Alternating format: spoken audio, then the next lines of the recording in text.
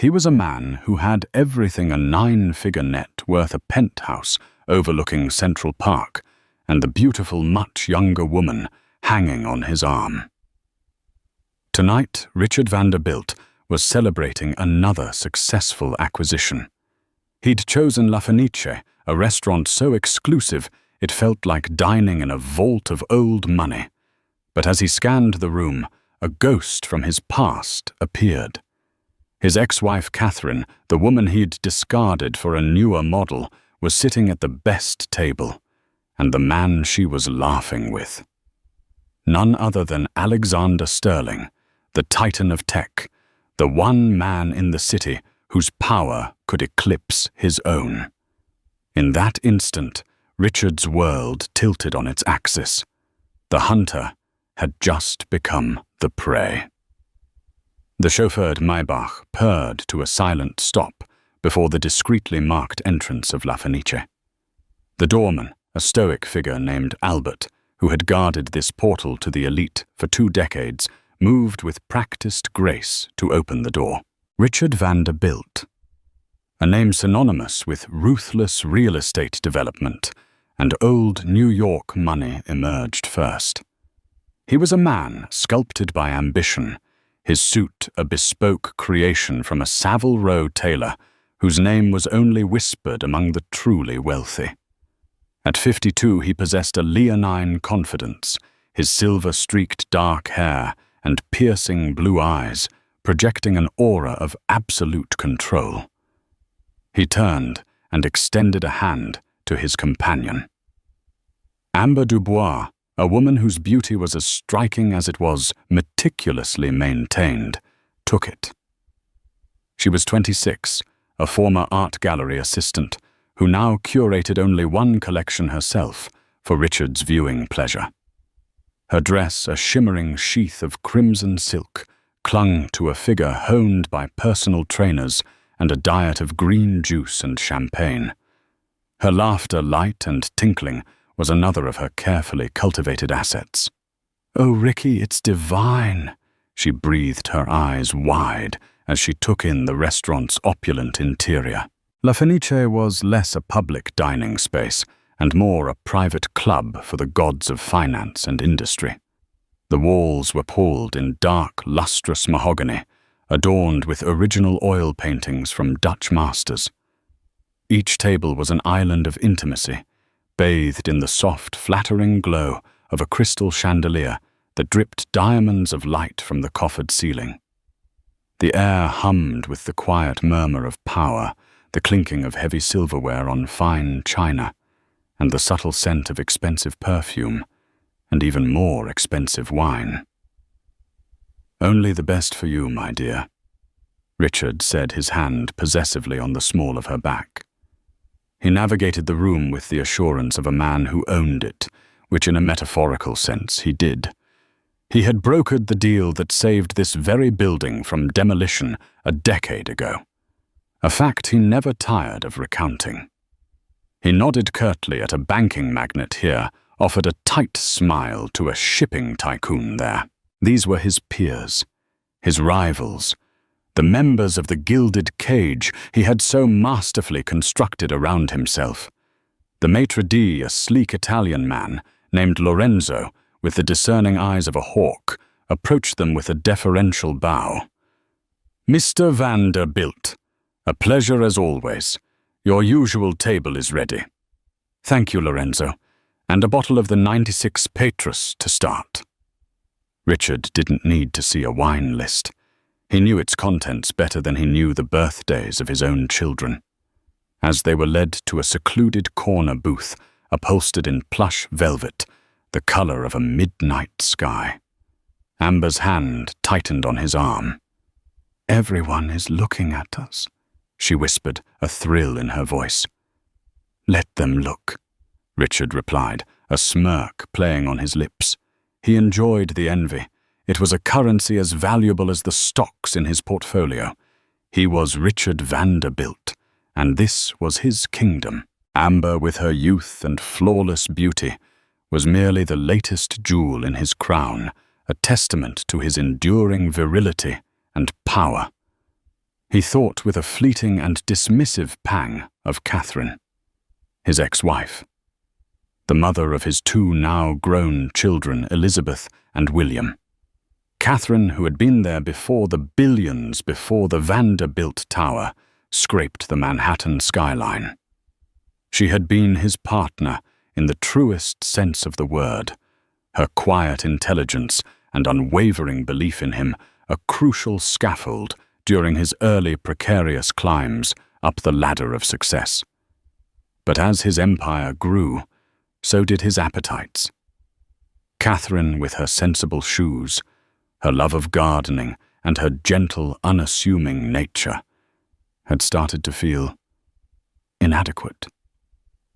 She was a comfortable armchair in a life that now demanded a throne. Their divorce had been a brutal, drawn-out affair, a masterpiece of legal warfare. He had been generous, of course, in the way a king might toss a coin to a beggar. He had given her the sprawling Connecticut estate, a beautiful prison he no longer wished to inhabit, and a settlement that would ensure she never had to worry about money again. But he had taken her dignity. His affair with a string of younger women, culminating in his very public relationship with Amber, had been a deliberate act of cruelty, a message to the world and to Catherine herself that she was no longer relevant.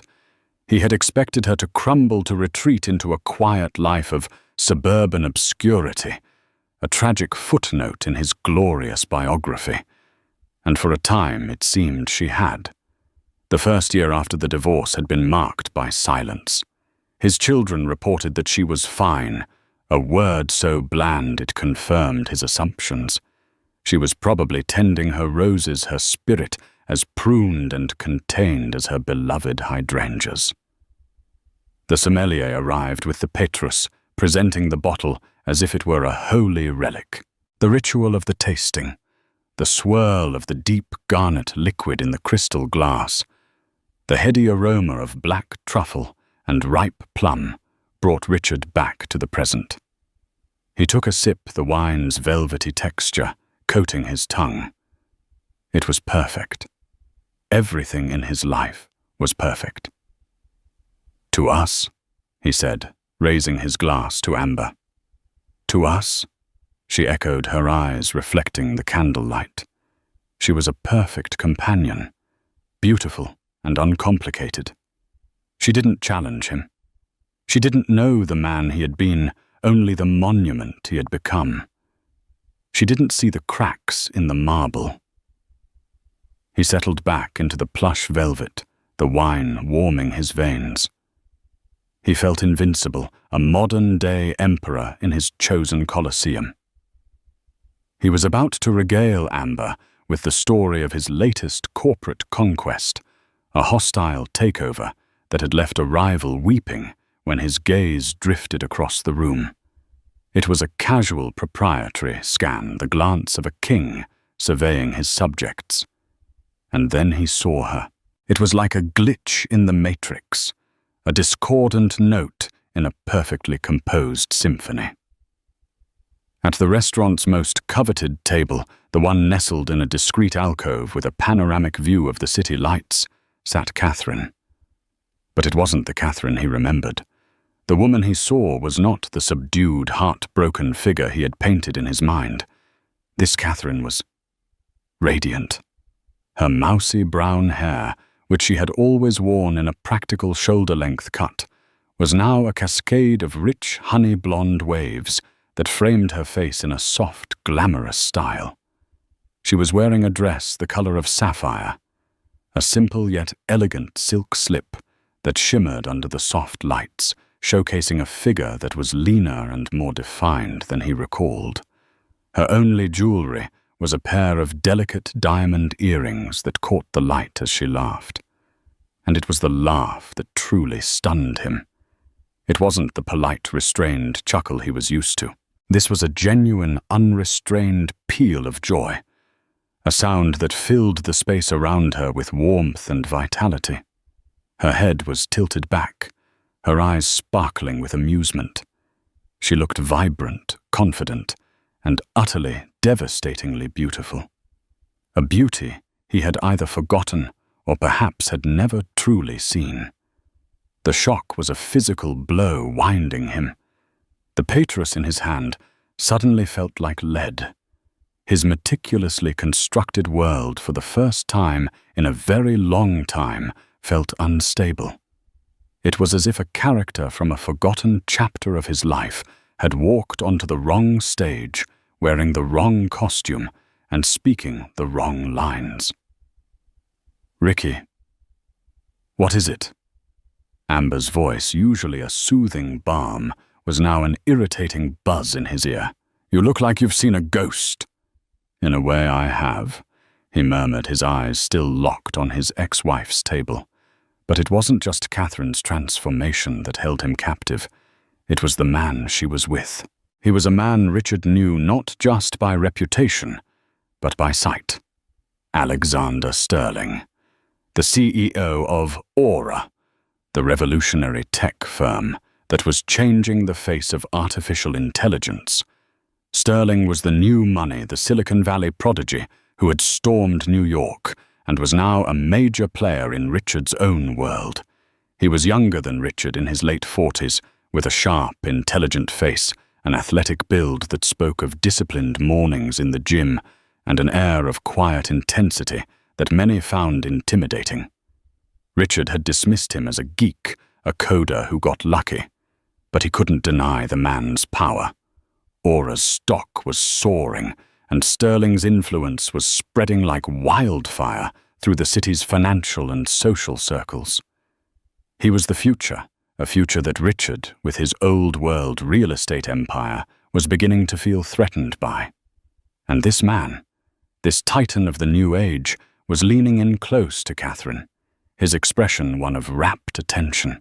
He wasn't just dining with her, he was captivated by her. He listened as she spoke, his eyes never leaving her face. He laughed at her jokes. He reached across the table and briefly, gently touched her hand. It was a gesture of such easy intimacy that it sent a spear of pure, unadulterated jealousy through Richard's heart. The narrative he had so carefully crafted for himself began to unravel. Catherine, the discarded wife, the relic of his past, was not supposed to be here in the heart of his kingdom, looking like a goddess and dining with a man who represented everything that was a threat to his dominance.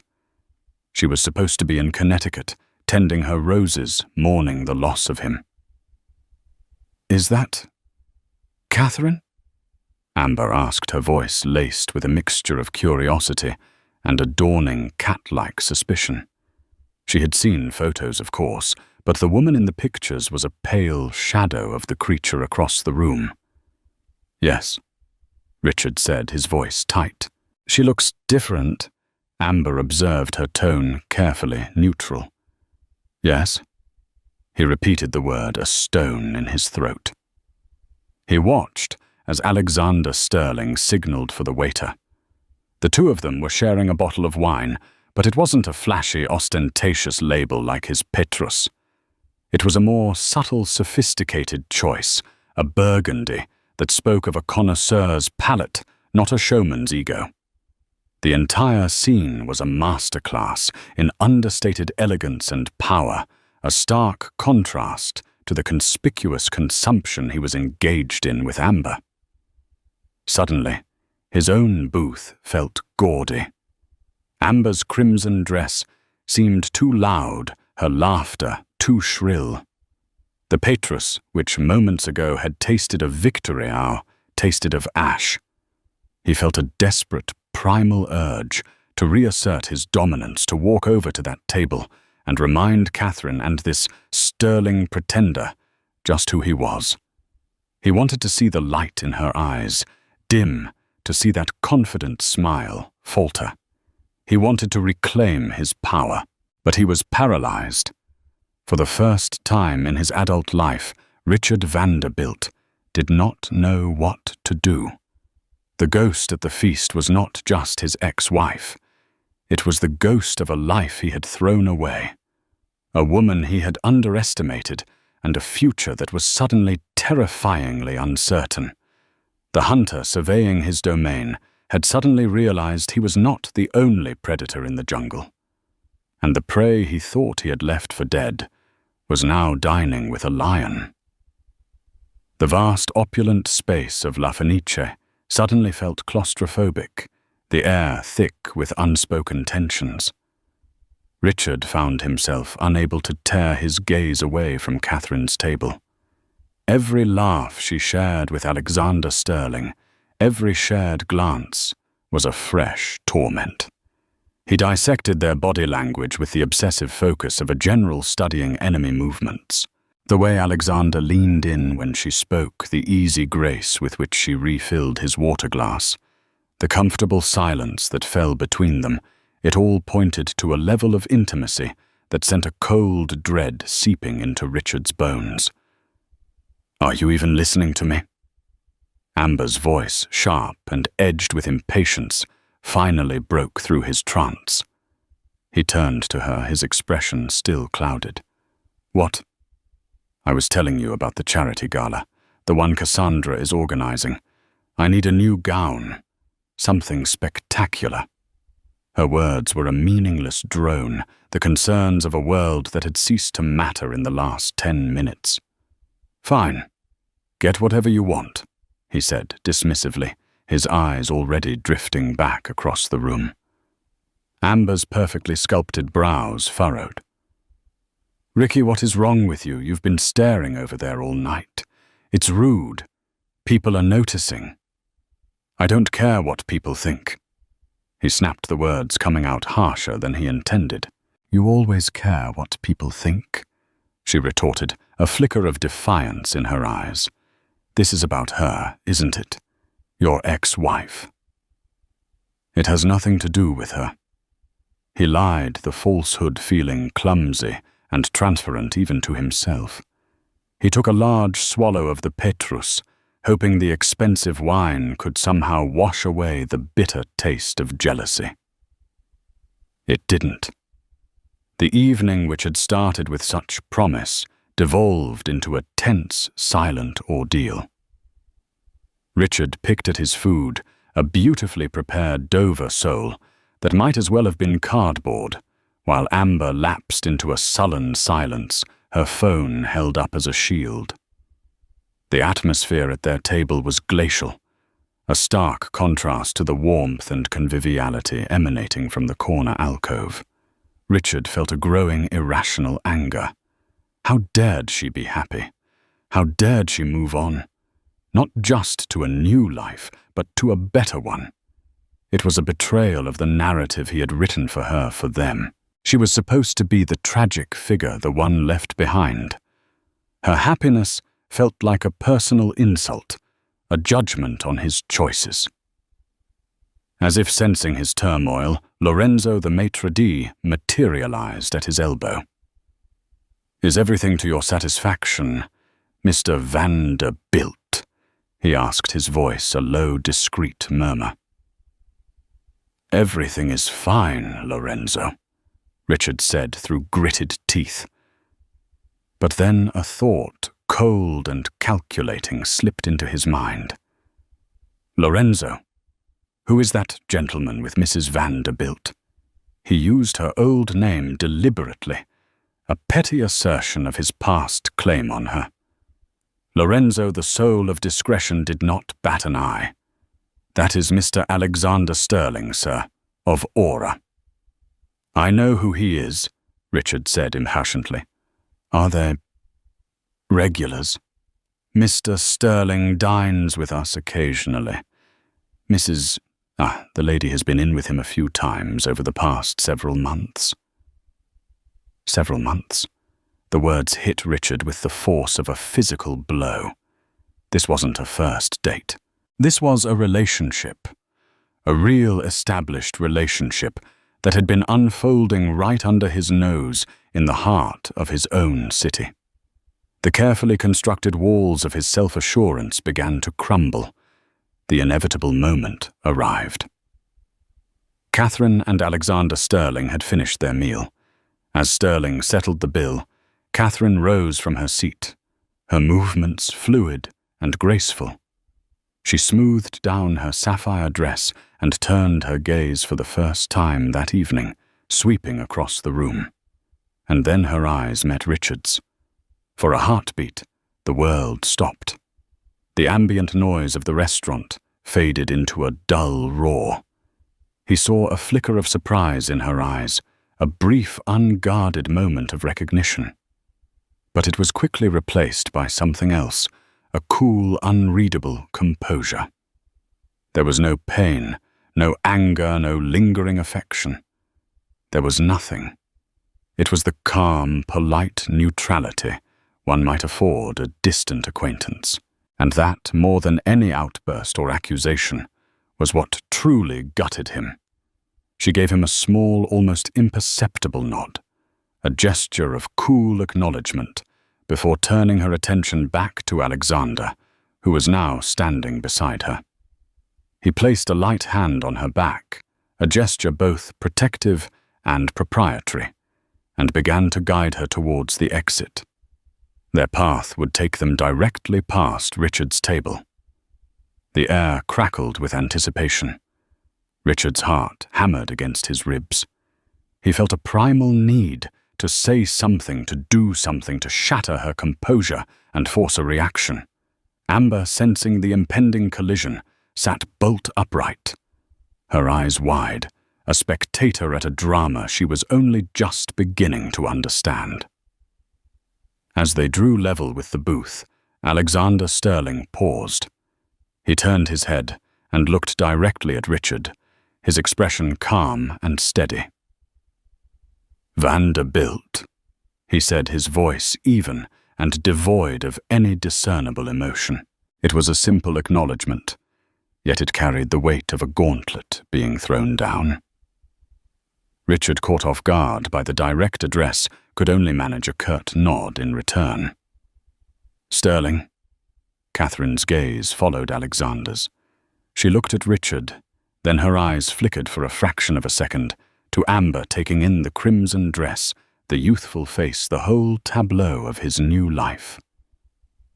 A ghost of a smile, enigmatic and faintly amused, touched her lips.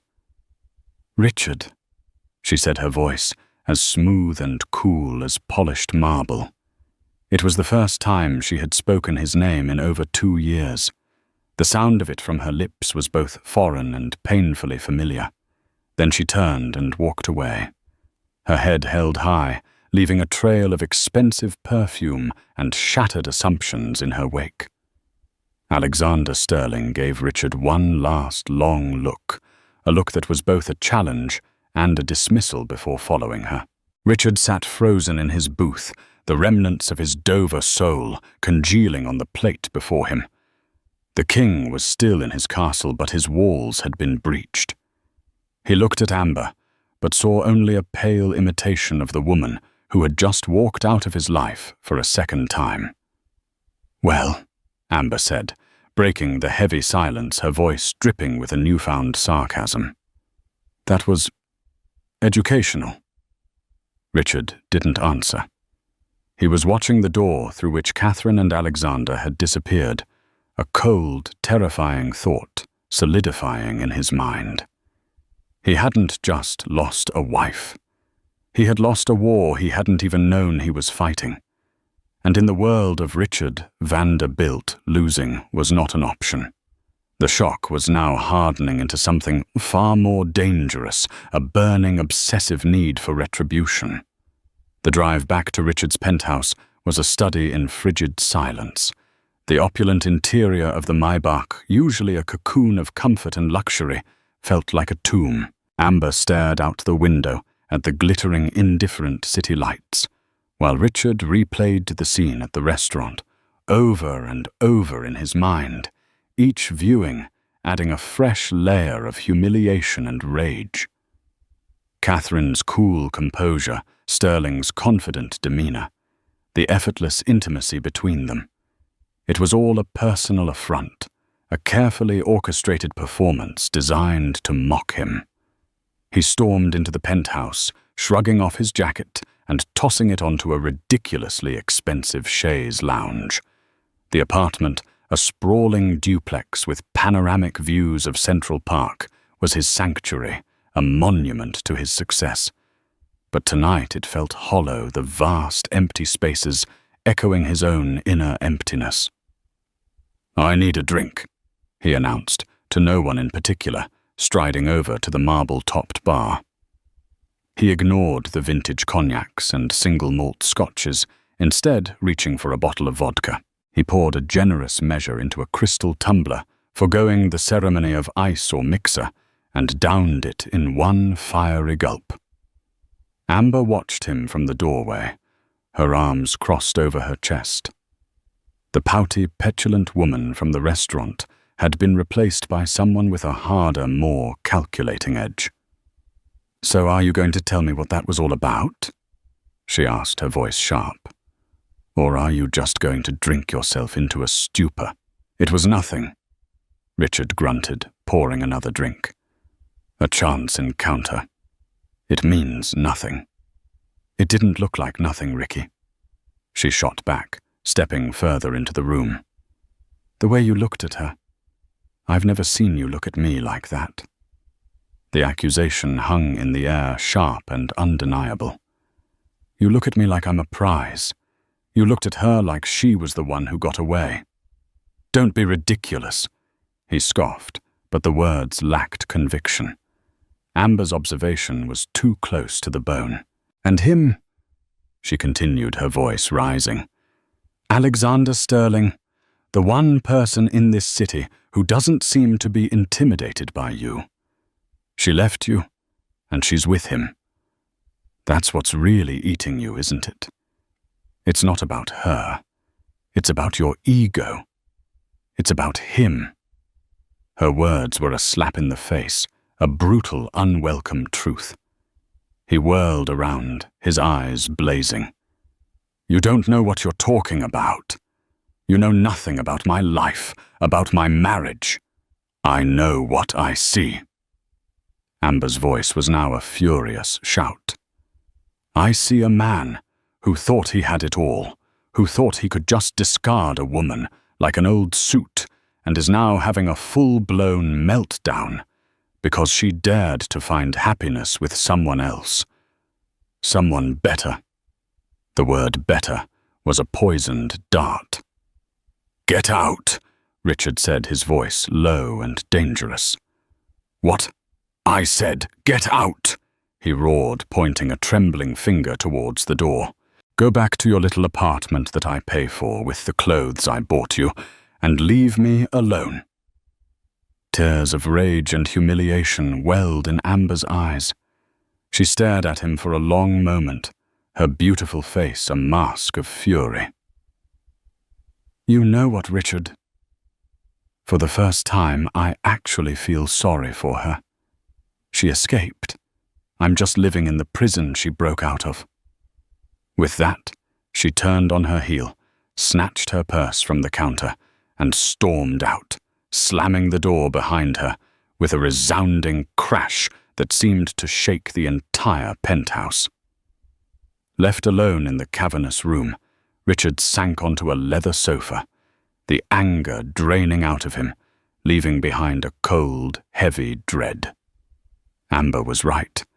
His rage was fueled by a toxic cocktail of wounded pride, jealousy, and most terrifyingly a dawning sense of his own obsolescence.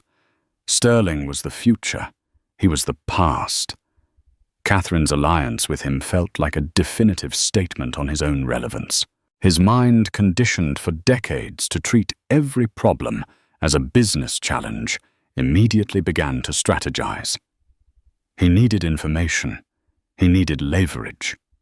He needed to understand the dynamics of this new reality so he could find a way to disrupt it. He picked up his phone and dialed a number he hadn't used in years. It belonged to a man named Harrison Vance, a private investigator who operated in the gray areas of the law, a specialist in digging up the kind of dirt that could ruin reputations and topple empires. Vance was expensive, discreet, and utterly without scruples. "Vance," a gravelly voice answered on the second ring. "It's Vanderbilt," There was a slight pause. "Richard, it's been a long time. I trust you're not calling to reminisce about old times. I need information, Harrison, on two people. My ex-wife, Catherine Vanderbilt, though she may be using her maiden name, Davies, and a man named Alexander Sterling." "Sterling of Aura." Vance sounded intrigued. "Flying high these days. What do you want to know?" "Everything," Richard said, his voice a low growl. "Their relationship, how they met, how long they've been seeing each other. His financials, his business dealings, any vulnerabilities. And her. I want to know what she's been doing for the past 2 years. Every detail. I want to know who her friends are, where she goes, what she does. I want to know her." He wanted to understand the woman she had become, the woman who had captivated a man like Sterling. He needed to find the chink in her armor, the weakness he could exploit. "That's a deep dive, Richard. It'll be expensive." "I don't care about the cost," Richard said, his gaze fixed on the city skyline. "I want it done, and I want it done quietly. You know me, Richard. Quiet is my middle name." After hanging up, Richard felt a sliver of his old control returning. He was taking action, seizing the initiative. But as he looked out at the sprawling city, a new unsettling thought began to form. Why was Sterling interested in Catherine? A man like him could have any woman he wanted. Models, actresses, socialites. Why choose a divorced woman in her late 40s, a woman Richard himself had deemed unworthy? Was it possible there was more to this than just a simple romance? Was Sterling using her somehow? The thought was both repulsive and strangely comforting. If Catherine was a pawn in a larger game, it would make sense. It would restore the order of his world. But then another, more insidious thought crept in. What if Sterling wasn't using her at all?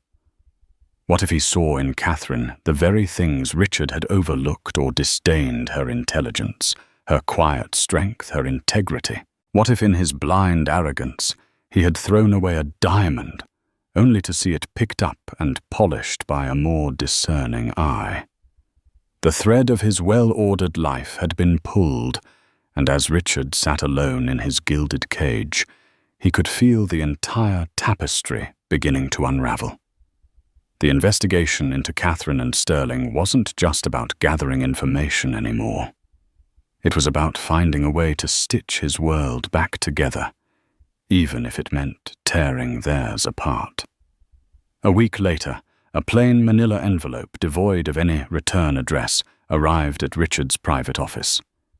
Inside was a slim USB drive and a single sheet of paper with a typed message: "The first installment, HV." Richard dismissed his secretary.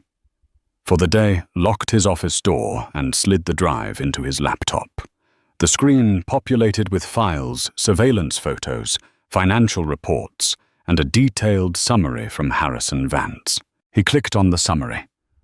First, his heart pounding with a mixture of anticipation and dread. The report began with Catherine. After the divorce, she hadn't crumbled as he'd expected. Instead, she had undergone a quiet, determined metamorphosis. She had sold the Connecticut estate, a move that surprised Richard. He had seen it as her gilded cage, her consolation prize. But she had clearly viewed it as a link to a past she wanted to sever.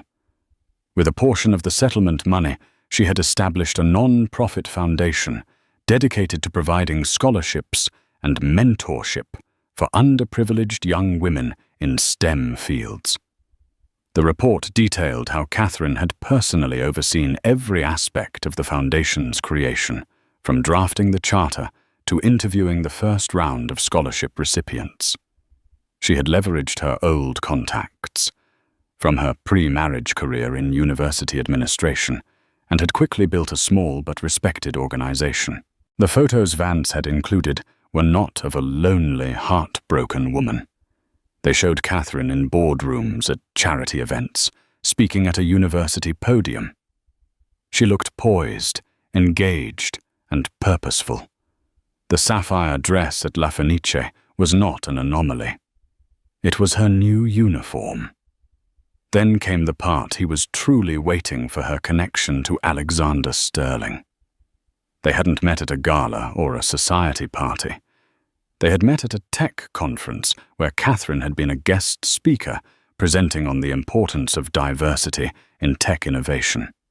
Sterling had been in the audience. According to Vance's sources, he had been so impressed by her speech and the work of her foundation that he had approached her afterwards.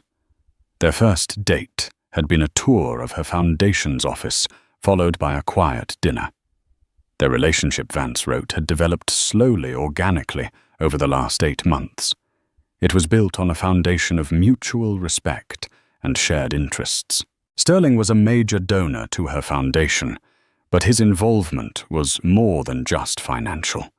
He served as an informal advisor, connecting her with influential figures in the tech world and providing mentorship to her scholarship students. Richard felt a sour taste in his mouth. This wasn't a sordid affair or a cynical power play. It was a partnership. Sterling wasn't just attracted to Catherine's newfound glamour. He was attracted to her mind, her passion, her purpose. The very qualities Richard had come to find so domestic and unexciting. He turned his attention to the files on Sterling. The financials were as expected astronomical. Aura was a juggernaut, its stock price seemingly defying gravity. But Vance had dug deeper past the public filings and into the murkier waters of Sterling's business dealings. And there he had found something interesting. Aura was in the final stages of a secret high-stakes negotiation to acquire a smaller but incredibly innovative robotics firm called Kinetic Dynamics. The deal was worth billions and would solidify Aura's dominance in the AI and robotics space for the next decade. Kinetic Dynamics held key patents that would be revolutionary if integrated with Aura's AI platform. The acquisition was Sterling's passion project, the keystone of his long-term strategy. Richard leaned forward, his eyes narrowed. He knew Kinetic Dynamics. In fact, a subsidiary of Vanderbilt Properties held a significant, though non-controlling, stake in the company. It was a legacy investment, one he hadn't paid much attention to in recent years. But now, it was a weapon. A cold, brilliant idea began to form in his mind. As a major shareholder, he could potentially disrupt the acquisition.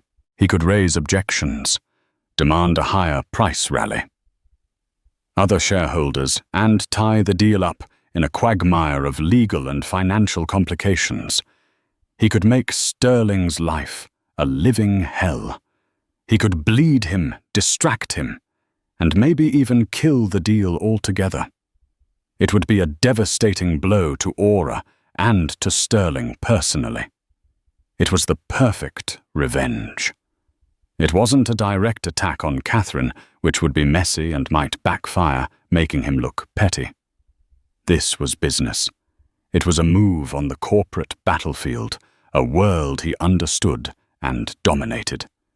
It would hit Sterling where he was most vulnerable, his ambition, his legacy. And Catherine, as Sterling's partner, would be caught in the crossfire. Her newfound happiness would be inextricably linked to the fortunes of a man he was about to bring to his knees. The plan was audacious, ruthless, and deeply satisfying. It restored his sense of control, his belief in his own power. He was no longer the passive, humiliated observer in the restaurant. He was Richard Vanderbilt, the puppet master. And he was about to start pulling the strings. He picked up the phone and dialed his head of corporate strategy. "David," he said, his voice hard as steel. I want you to pull everything we have on a company called Kinetic Dynamics. I want a full breakdown of our shareholder rights and a list of every other major investor. We're going to war." The decision made a sense of calm settled over him. But as he looked at the photo of Catherine on his screen, smiling confident, standing at a podium, a flicker of doubt pricked at his conscience. The woman in the photo was a stranger to him, but she was also the mother of his children, the woman who had once shared his dreams. Was he really prepared to destroy her newfound happiness just to soothe his wounded ego? He pushed the thought aside. This was no longer about feelings. It was about power. In his world, there were winners and losers, and Richard Vanderbilt never lost. He closed the laptop, the faces of Catherine and Sterling, temporarily hidden from view. The game was afoot, and he was confident that he had just found his checkmate move. The Sterling revelation wasn't a defeat, it was an opportunity, and he would seize it with both hands. The boardroom at Vanderbilt Properties was Richard's sanctuary of power, his modern-day throne room. It was a space meticulously designed to intimidate. The 20-foot-long table, carved from a single piece of rare Brazilian mahogany, gleamed under a custom-designed constellation of recessed lights.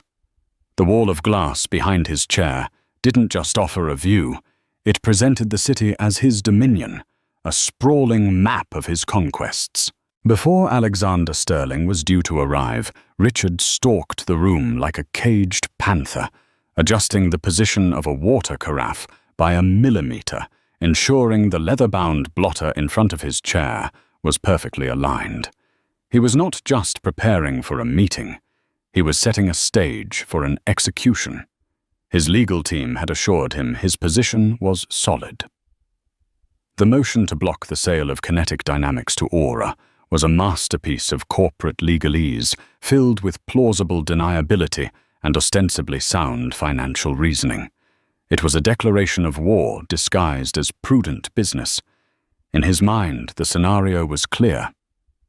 Sterling would arrive angry and blustering. Richard would remain calm, imperious, a stone wall of corporate procedure. He would watch the tech wunderkind, the man who had stolen his past, slowly realize he was out of his depth, entangled in a game whose rules were written by old money and ruthless ambition. Richard craved that moment of dawning fear in Sterling's eyes. It was a hunger that had gnawed at him for a week. When his private secretary announced Sterling's arrival, Richard took a deep breath, settled into his high-backed leather chair, and steepled his fingers, the picture of untouchable authority. Alexander Sterling entered the room alone. There was no entourage of lawyers or aides. He was dressed in a simple, exquisitely tailored dark grey suit, a stark contrast to Richard's power pinstripes. He carried a slim leather portfolio and moved with an unhurried grace that was a quiet statement of confidence in itself. His presence didn't disrupt the power dynamic of the room. It simply ignored it. He was not a supplicant entering a king's court. He was an equal. He walked to the opposite end of the long table and stood for a moment, his gaze sweeping over the panoramic view before turning to Richard. "An impressive view, Richard." Sterling began, his voice calm and resonant, easily filling the cavernous space. The use of his first name was a subtle yet effective parry to the room's intended intimidation. It's easy to feel like a god from up here, but you have to be careful. The heights can make you forget what's happening on the ground. Richard bristled at the veiled condescension. "I'm a busy man, Sterling. I appreciate the architectural commentary, but my time is valuable. I assume you're here about Kinetic Dynamics." "I am," Sterling replied, taking a seat. He didn't wait to be invited. "Your motion to block the acquisition is creative. a lot of impressive legal jargon to say you want to cause trouble. I have a fiduciary duty to my company's shareholders. Richard recited the words, feeling hollow even to him. Your offer for Kinetic, while superficially attractive, undervalues the company's long-term patent portfolio. I believe a more competitive bidding process would yield a higher return for everyone. It's just business. Sterling met his gaze, a faint, almost imperceptible smile playing on his lips. Let's not insult each other's intelligence, Richard. This isn't about business, and we both know it. You've held that non-controlling stake in Kinetic for 12 years and haven't attended a single shareholder meeting. Your own analysts recommended divesting it 2 years ago. Your sudden, passionate concern for its patent portfolio appeared exactly 48 hours after you saw me having dinner with Catherine. The directness of the attack was jarring. Richard had expected a dance, a series of feints and parries. Sterling had simply walked to the center of the ring and thrown a haymaker. This has nothing to do with my ex-wife. Richard snapped his voice, a low growl. And I would advise you to leave her out of this conversation. I can't, Sterling said, his voice losing its light edge and taking on the hardness of forged steel, because she is the entire reason for this conversation. You saw her looking happy, looking powerful, and you couldn't stand it. You couldn't attack her directly. That would look petty even for you. So you came after me using your shares in Kinetic as a cudgel. You're willing to sabotage a multi-billion-dollar deal that is crucial for the future of technology, a deal that ironically would significantly increase the value of your own investment, all to soothe your bruised, pathetic ego. Every word was a perfectly aimed dart, puncturing Richard's carefully constructed armor of self-importance.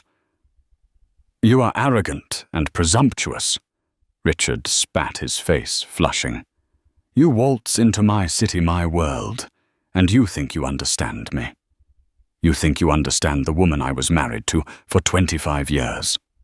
No, Sterling conceded, leaning forward. I don't pretend to understand the man you are. But I have spent the last 8 months getting to know the woman you threw away. I know she is brilliant. I know she is resilient. And I know she is a better strategist than you are. You underestimated her then, and you are making the grave mistake of underestimating her now. You see, you think this is your game, your table. He gestured to the mahogany expanse between them. You're wrong. You've been playing her game from the moment you walked into that restaurant. He reached into his briefcase, retrieved the thin leather portfolio, and slid it with deliberate tool-lowness across the vast, polished surface. It stopped directly in front of Richard. Before you detonate this grenade you've built, I thought you should see the blast radius. I thought you should see the board. With trembling hands, Richard opened the portfolio. The title page read, The Davies Center for Innovation, a proposal for the West Side Yards development. His blood turned to ice. The West Side Yards, the sprawling 16-acre plot of post-industrial wasteland that was to be his magnum opus, his legacy project. He had spent millions on lobbyists, architects, and backroom deals trying to secure it. The bidding process had been secretive, brutal, and he had been confident that his final offer, submitted just last month, was unbeatable. He flipped through the pages, his horror mounting with each one. He saw architectural renderings of a stunning, state-of-the-art campus, a harmonious blend of glass, steel, and green space. He saw a detailed business proposal that was nothing short of visionary. It wasn't just another soulless glass tower of luxury condos. It was a symbiotic ecosystem, a partnership between Catherine's non-profit foundation and a commercial tech incubator.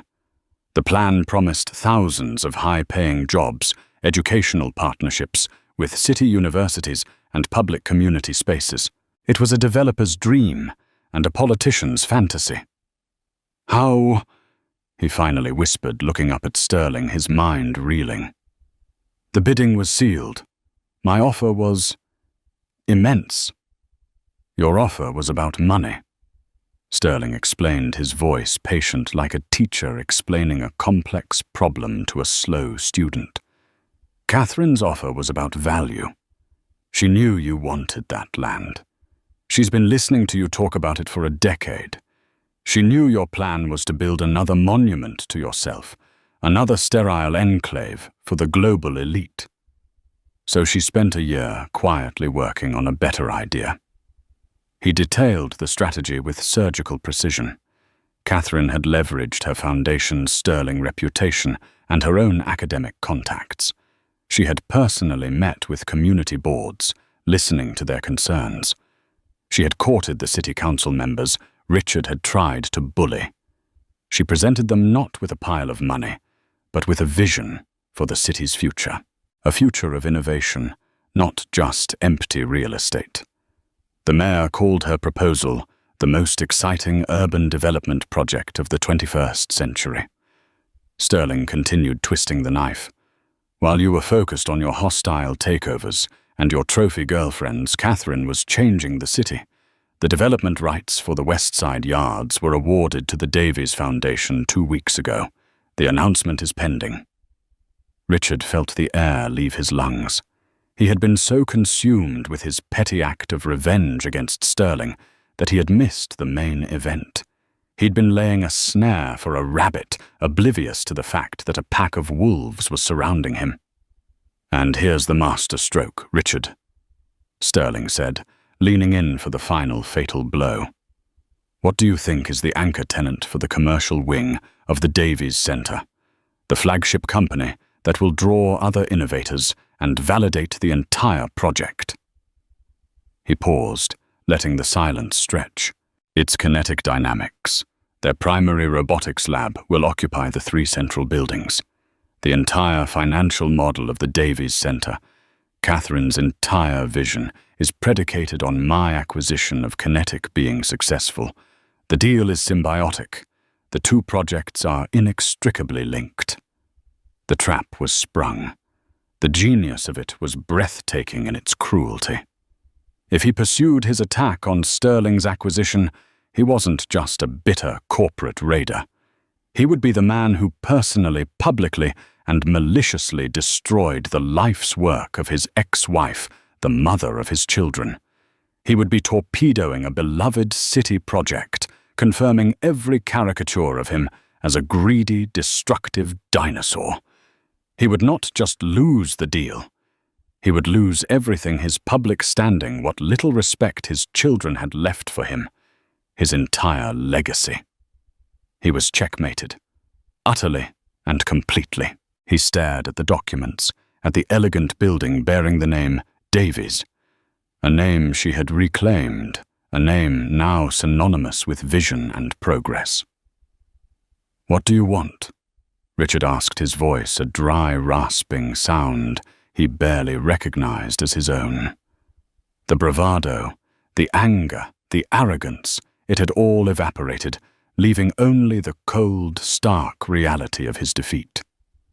"It's simple," Sterling said, his voice now devoid of malice, holding only the calm of absolute victory. "You will call your lawyers, and you will withdraw the motion against the kinetic acquisition. Unconditionally. Then you will walk away. The West Side Yards are no longer your concern. The Davies Center is no longer your concern. And Catherine is no longer your concern." Richard sat motionless for what felt like an eternity. The city lights began to glitter in the twilight outside his window, no longer symbols of his kingdom, but tiny, mocking eyes. He thought of Catherine, not the mousy woman he remembered, but the force of nature who had outmaneuvered him at every turn. He had tried to put her in a box, and she had responded by redesigning the entire city skyline. Finally, with a slow, crushing exhalation of breath, he gave a single, almost imperceptible nod. "Fine." The word was the epitaph of his reign. Sterling stood, his objective achieved. He collected his portfolio, his movements crisp and efficient. He walked to the door, but paused with his hand on the handle, turning back to face the broken man at the head of the table. "You know, Richard, in all the time I've known Catherine, I've never once heard her speak ill of you," he said. His voice softened with something that might have been pity. "She talks about your early years, about the ambition she once admired. She says you gave her 2 wonderful children, Elizabeth and William, and that they are the best part of both of you. They, by the way, are both on the junior board of the foundation. They are immensely proud of what their mother is building." He let that final detail land. "She found her own purpose, Richard. I sincerely suggest you try to find one for yourself." The door clicked shut, the sound echoing in the cavernous, silent boardroom. Richard remained in his chair, a solitary figure, dwarfed by the symbols of his own hollow empire. The city glittered on, indifferent. He had sought to orchestrate a drama of power and revenge, but had instead been cast as the tragic, obsolete fool in a story of rebirth and triumph. He was Richard Vanderbilt, the man who had everything, and he had never felt so poor. The fallout from that day in the boardroom was not loud, but it was seismic. Richard, humbled and broken, withdrew his opposition to the kinetic dynamics deal. The acquisition went through, and the announcement of the Davies Center for Innovation was met with citywide acclaim. Catherine, no longer a ghost from the past, became a celebrated figure, a philanthropist and visionary in her own right. Richard's name was never publicly connected to the failed land bid. His defeat was a private, deeply personal humiliation. He and Amber parted ways, the illusion of their glamorous life shattered beyond repair. He was left in his penthouse, a king in a kingdom of one, forced to watch the woman he had discarded build a new world without him. He had sought a dramatic confrontation, a way to reclaim his power, but discovered true power isn't about control but creation. Catherine and Alexander didn't just win. They built something better. What happens when a man who has everything realizes he has nothing of value? This story is a glimpse into that brutal awakening. He was the dashing mogul every ambitious entrepreneur wanted to emulate. She was the poised, loyal wife who had stood by him from humble beginnings. No one would have guessed that behind the gated mansion's manicured lawns, betrayal festered like poison. Until one day, in a flurry of financial sabotage, he let his mistress cut off his wife's credit cards. It was humiliating, scandalous, and only the beginning of a whirlwind that would pit powerful business alliances against each other. In a boardroom confrontation that stunned everyone, the CEO himself stepped in, but not in the way anyone expected. Buckle up. This is the story of love, greed, and revenge. Jordan Alberts was not born into luxury. He grew up in a cramped one-bedroom apartment on the outskirts of Milwaukee, where he learned to hustle by selling candy bars door to door at the age of 10. Over the years, Jordan's unwavering determination and charm propelled him into better circles. First at a local startup, then into his own tech company that caught the eye of an angel investor. By the time he was 35, Jordan was a self-made millionaire, a prominent figure on various entrepreneurial boards, and had connections with people like Mark Cuban, Bill Gates, and a few top executives at Google. His wife, Elizabeth Alberts née Wagner, had been with him through everything. They met in college at a small tech entrepreneur club meeting, both bright-eyed and dreaming of changing the world. Elizabeth came from a modest background, too. Her father was a retired auto mechanic, and her mother a homemaker. She'd studied communications with an emphasis on public relations, and it was through Elizabeth's network of contacts that Jordan first gained access to small local pitch events. While Jordan pitched his innovative software for automating small business tasks, Elizabeth made calls, arranged coffee meetups, and tried to capture the interest of potential backers. They married in a little chapel by Lake Michigan. It wasn't a lavish wedding, no star-studded guest list, no fancy reception at the Ritz. But to Jordan and Elizabeth, it felt perfect. A union built on genuine love, unwavering support, and a shared dream of building a life and a business empire together. Over the next decade, they grew from a modest condominium in Milwaukee to a stunning estate in Austin near Lake Travis, with a sweeping view of the water and rolling Texas hills. It was there at a philanthropic event organized by the Bill and Melinda Gates Foundation that Jordan's name landed on the radar of top-level investors. His company's smart automation technology was recognized for its potential to transform not just small businesses, but large-scale manufacturing and logistics. Soon after, Jordan's net worth skyrocketed from a mere $5 million to well over $200 million. For a while, everything was picture perfect. The marriage was strong, their personal synergy unwavering. Elizabeth handled some philanthropic duties, organizing events, acting as a goodwill ambassador for Jordan's brand, and forging new partnerships through her PR background. Their household staff adored them, describing Elizabeth as kind, gracious, and always mindful of the people around her. But money can be a seductive force, and success can open doors to darker temptations. Jordan began attending more exclusive networking events in Beverly Hills, New York, and beyond. Elizabeth was often at his side, but there were times she couldn't attend. Perhaps she was busy finalizing the details for a charity gala, or maybe she was simply burnt out from the unrelenting schedule. It was during these times, rare at first, then increasingly common, that Jordan got close to someone else. Her name was Ava Monroe. She was a rising star in the world of technology law, representing high-profile clients like Tesla, Amazon, and a few top-tier cryptocurrency exchanges. She had a reputation for being ruthless in negotiations, seductive in social gatherings, and unbelievably charming behind closed doors. The rumor mill started buzzing the moment Ava was seen at Jordan's table during a private dinner after a tech summit in Las Vegas. Elizabeth wasn't there. She had chosen to stay in Austin, meeting with a team of female entrepreneurs Jordan was mentoring. A few people whispered about Jordan's visible fascination with Ava, the way he leaned in whenever she spoke, how they clinked champagne flutes with an intimacy that suggested more than just business talk. No one knew for certain how fast or how deep it went, but soon the signs became undeniable.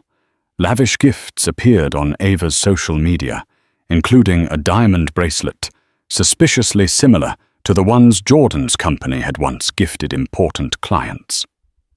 Photos emerged of Jordan and Ava at high-end restaurants in Manhattan, always carefully angled to obscure Jordan's face, though keen observers could still identify him by the sliver of a recognizable watch or the faint reflection in a mirrored wall. By the time the rumors reached Elizabeth, they were no longer rumors, but near-confirmed facts. She felt her chest tighten, her world spinning out of control. This couldn't be real. Jordan had always been a loyal partner. But the evidence was too compelling to deny. She confronted him in the privacy of their Lakeview mansion. At first, Jordan denied everything.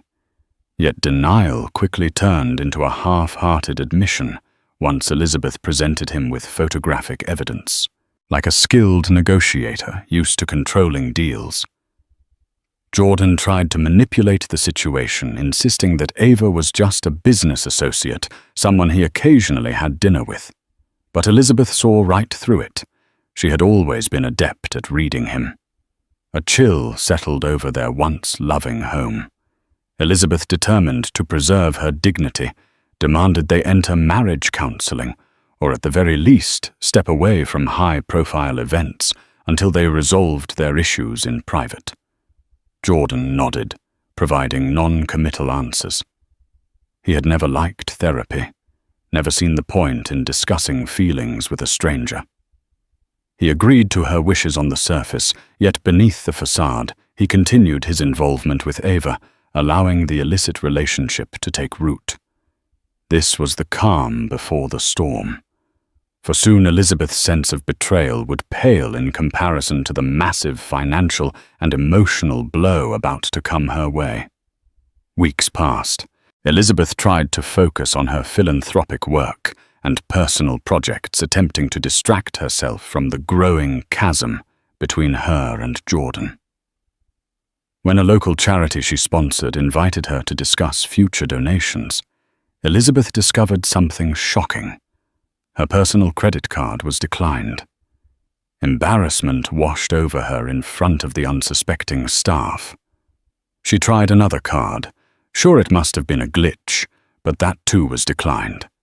The staff politely suggested she call her bank, and Elizabeth excused herself with a polite smile, her hands trembling as she left the office.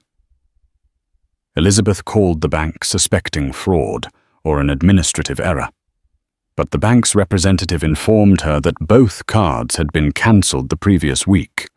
Under their joint account, they were tied to Jordan's finances, and evidently Jordan had authorized the cancellation. It felt like a punch to the gut. Why on earth would Jordan cancel her cards without her knowledge or consent? They had never had major financial disputes. Elizabeth always had access to family funds, albeit responsibly. She dialed Jordan, but the call went straight to voicemail. She sent him several frantic texts. No response. Later that evening, Jordan came home exuding an air of tired disinterest. Elizabeth confronted him the moment he walked through the door.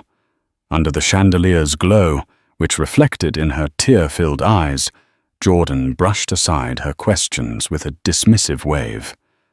"I needed to consolidate our finances," he said, removing his blazer. "You can use the joint checking account for a while." "No big deal, no big deal." Elizabeth's frustration swelled. "You cancelled my credit cards without even telling me what's going on. Are you punishing me for something?" Jordan's eyes flicked away nervously, and that was when Elizabeth realized he was lying again. The next words that came from his mouth were not only shocking, but also laced with a cruelty she never imagined he was capable of. "Ava suggested we revisit some of my expenses. She found that you were spending frivolously. It made sense to limit credit usage." Elizabeth's heart dropped to her stomach. Ava. That woman was now meddling in their finances. As if the affair wasn't enough, Jordan had allowed this mistress to encroach into an arena that Elizabeth believed was sacred, her own household stability. "What is Ava doing reviewing my spending? Since when does your fling get to decide what is or isn't frivolous?" Elizabeth spat tears, threatening to spill. Jordan made an attempt at a calming gesture, but his words only fanned the flames. "She's helping me restructure. Her firm has great insights into corporate finances. This is about the business, Elizabeth. It's not personal." Not personal. Elizabeth recalled how intimately personal their marriage had always been. They built every aspect of their lives together, from small decisions about wallpaper colors to big entrepreneurial leaps that demanded everything from both of them. Now Jordan was shutting her out, consulting Ava instead. In a quavering voice, Elizabeth demanded, "Reinstate my cards. I am your wife. I have a right to our finances, and you know I've never been irresponsible with money." Jordan's face hardened with a new arrogance. "Not until we finalize our restructure," he said, referring to some nebulous plan Elizabeth knew little about. I'll handle everything in the meantime." That moment, that cold exchange, was a harbinger of the bigger heartbreak to come. If Jordan was letting Ava control such details, what other aspects of their marriage was he willing to let her sabotage? As the days turned into weeks, Elizabeth discovered one more blow after another. The monthly allowance she used to cover household expenses had been slashed without explanation. The staff, including her personal assistant, was laid off. Bills began piling up, addressed to her name, but with no means to pay them aside from groveling at Jordan's feet. Friends and family started to notice. Elizabeth tried to hide her shame. She confided in her sister Caroline, who was enraged at Jordan. "This is financial abuse," Caroline insisted. "You should speak to a lawyer." Elizabeth shuddered at the thought. She still believed they could salvage their relationship, that Jordan would snap out of whatever daze Ava had put him in. Yet a small part of her whispered that maybe Caroline was right. Then came a fateful meeting at a hotel conference suite in Los Angeles, one that Jordan had insisted Elizabeth attend. It was a gathering of major tech moguls, including Jeff Bezos and Elon Musk, who were rumored to be there to discuss new tech innovations in global logistics. When Elizabeth arrived, she quickly realized something was off. She saw Jordan in the lounge area, standing far too close to Ava, exchanging hushed conversations. Seeing Elizabeth from a distance, Jordan slipped away discreetly, leaving Ava behind. Elizabeth approached her husband with a forced smile. "I'm here," she said, desperate to maintain composure. "What's the plan?" Jordan gave a curt nod. "There's a closed-door session for the key players only. You'll have to wait outside." In the past, Elizabeth had always been included in these key player sessions as Jordan's partner and PR advisor. The subtle exclusion burned her pride. She swallowed her anger. "Sure, I can wait." After hours of waiting, she found Jordan and Ava laughing together near the bar. As she approached, Jordan's phone buzzed, and he stepped away. That was when Ava turned a chilling smirk on her face. "You know Jordan's a visionary," Ava said, swirling the wine in her glass. "He needs someone who can keep up with him on all levels: business, ambition, excitement." Elizabeth felt her face flush with anger. "I've been by his side for years. We built this together." Ava gave a theatrical shrug. "Maybe in the past. But times change. People evolve. I guess you were too comfortable." Elizabeth clenched her fists, biting back a retort. She was determined not to make a scene in front of such influential people. But oh, how she wanted to lash out, to expose Ava for the home-wrecker she was. Ava flicked her hair behind her shoulder, noticing Elizabeth's agitation. "Things will be better if you accept it," she cooed, as if offering advice to a friend. Jordan's moved on in more ways than one. The finances are just the beginning. Elizabeth's body went cold. She realized in that moment how truly precarious her situation was. Ava was not simply a fling. She was positioning herself as a partner in Jordan's professional and personal life. The credit cards were just one step in what looked like a systematic campaign to push Elizabeth out of everything she and Jordan had built. Still, Elizabeth refused to crumble. She left the event quietly, but her mind churned with rage and heartbreak. It was time for her to take action. She needed to protect herself, her assets, and her dignity. Little did she know that as she plotted her next move, Jordan and Ava were preparing a financial ambush that would push her to the brink. Only fate and an unexpected intervention by a certain CEO would alter the course of their twisted game. In the days after the Los Angeles conference, Elizabeth attempted to consult with attorneys. She picked up a referral from a friend who once worked with a high-profile divorce lawyer in New York. The initial phone calls were sobering, with Jordan's empire being primarily under his name and her credit cards cancelled. She had limited liquidity to hire top-tier representation. Even so, Elizabeth pressed forward. She managed to scrape together some funds from a personal savings account. Jordan had no access to money she had set aside from her early PR consulting days. It wasn't a large sum, but enough to secure a preliminary consultation. During that consultation, her lawyer, Michelle Liu, a bright and empathetic but hard-hitting attorney based in Houston, laid out the hard truth. Financial abuse and infidelity are serious grounds for divorce, Michelle said, scanning through Elizabeth's financial statements. But if Jordan's funneling money and assets into new accounts under his own name, or shifting resources to places you can't see, we need proof, and we need it fast. Elizabeth swallowed. She recounted Ava's involvement, how she was effectively orchestrating the restructuring. Michelle's pen scribbled quickly over a notepad. You have a right to half of the marital assets, Elizabeth, but it looks like your husband is 2 steps ahead. We must move quickly. The plan was to gather evidence of Jordan's wrongdoing and file a court order to freeze marital assets, ensuring Elizabeth had a fair shot. But as they began drafting documents and rummaging through what records, Elizabeth had an avalanche of shocking details surfaced.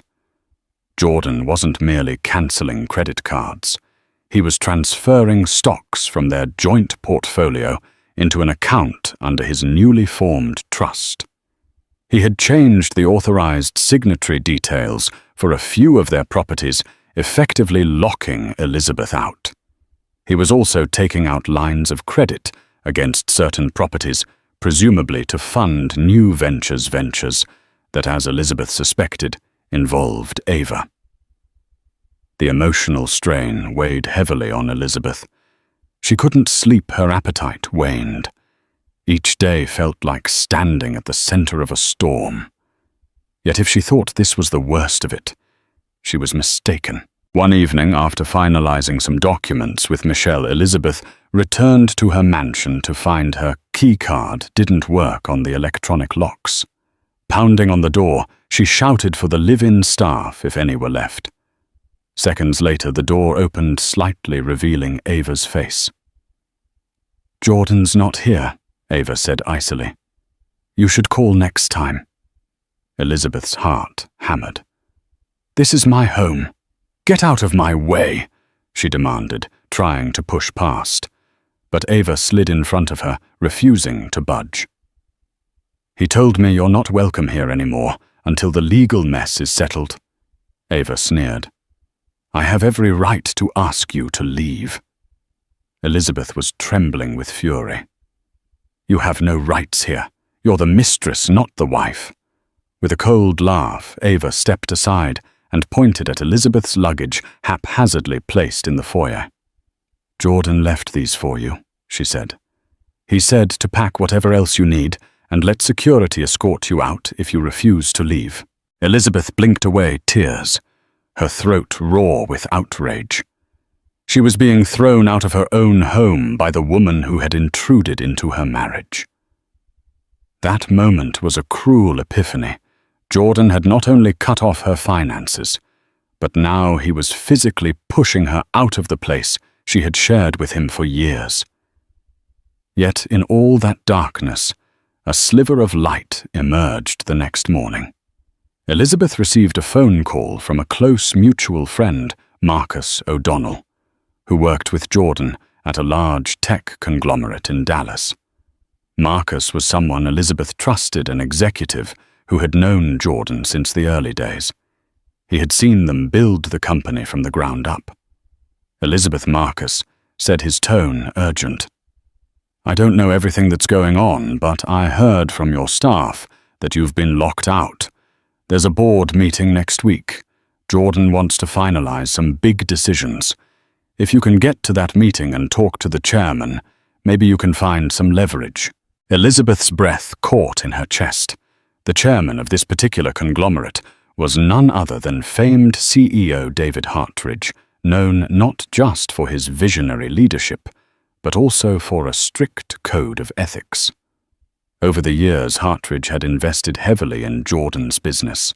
He was the reason Jordan sat on that board. He's not the type to meddle in personal affairs, Marcus warned. But if Jordan's pulling stunts that compromise your share in the company, Hartridge might step in. He's big on fairness and hates scandal. It was the glimmer of hope Elizabeth needed. She thanked Marcus profusely. The plan was simple: attend the board meeting, confront Jordan in front of Hartridge, and present enough evidence of Jordan's wrongdoing to ensure the board and possibly the entire conglomerate would not stand for it. She spent the week gathering documents, bank statements, and text message screenshots that implicated Jordan in unscrupulous financial moves. Michelle Liu helped compile everything into a neat folder. "You need to be prepared for Jordan to lash out," Michelle warned. "He'll try to discredit you in front of the board." Elizabeth nodded her determination, overshadowing her fear. She practiced her speech reciting it in the mirror of her modest hotel room, where she had temporarily moved. Heart pounding, she told herself that if there was ever a time to fight, it was now. Finally, the day of the board meeting arrived. Elizabeth dressed in a sleek black pantsuit that radiated confidence. She walked into the corporate skyscraper in downtown Dallas, her chin held high despite the knot in her stomach. She spotted Jordan in the corridor, flanked by Ava and a couple of the board members. As soon as he saw Elizabeth, his expression darkened. "You're not supposed to be here," Jordan said, trying to keep his voice low. Elizabeth raised her chin. "I'm still an investor in your company. I hold shares. So yes, I'm attending the board meeting." Ava stepped in with a condescending smile. "Don't make a scene, Elizabeth. This meeting is for serious stakeholders." "I am a serious stakeholder," Elizabeth retorted, voice steady. "I'm your wife, still legally, and I'm half of this empire's foundation." Behind them, a tall figure approached CEO David Hartridge himself, a man in his 50s with graying temples and a firm handshake. He regarded Elizabeth with polite curiosity. "Ms. Alberts, I presume?" Elizabeth nodded, handing over her invitation papers and a letter from her attorney, which stated that she possessed partial shares. Hartridge studied the documents, then gave a curt nod indicating she was allowed to attend. Jordan shot Elizabeth a glare that spoke volumes. You have no idea what you're getting into. But Elizabeth did. She was here to preserve her dignity, her livelihood, and the legacy she had helped build. The meeting commenced in a sleek conference room with floor-to-ceiling windows overlooking the Dallas skyline. The board members sat around a large mahogany table, exchanging pleasantries about the upcoming quarter's projections. Jordan made a short presentation on a new partnership with a logistics firm, highlighting expansions and new contracts. A few board members clapped. Then came time for open discussion. Elizabeth raised her hand, clearing her throat. "I'd like to address some concerns about the financial structuring Jordan is proposing." She began, her voice reverberating across the silent room. Jordan's face reddened. Ava, seated beside him, tried to intervene. "We should keep personal matters out of board discussions," she said. But Elizabeth pressed on, raising the folder of evidence. "These changes aren't just personal," Elizabeth said. "They could affect company stability.